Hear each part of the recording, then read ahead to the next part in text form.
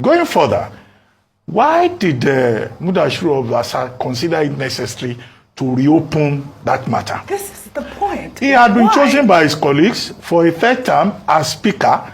You know, he should just thank them and talk like, you know, somebody is interested in the national interest, in public interest, not to talk as a provincial person, dredging up antediluvian sentiments. Lagos belongs to Yorubas. Lagos is a no man's land. I thought that argument was part of the politics. You should not use the platform of the House of Assembly to play politics. That's not leadership. And this is what we say to public officials all the time. If you don't have something to say, something that will appeal to reasonable, right-thinking members of society, can you just shut up?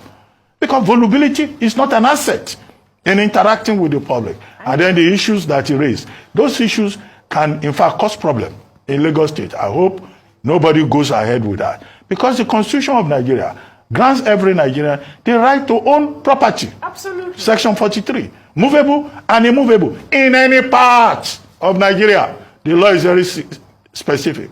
Section 44 says you can only affect those rights only as prescribed in this law.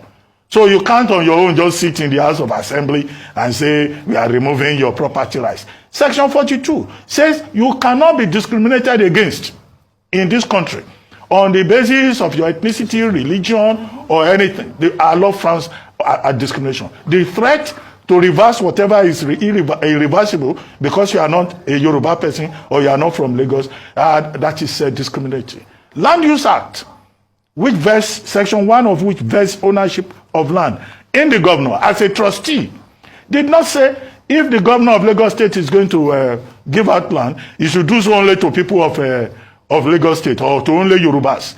That section 1 is very clear. It says on Nigerians in any part of Nigeria.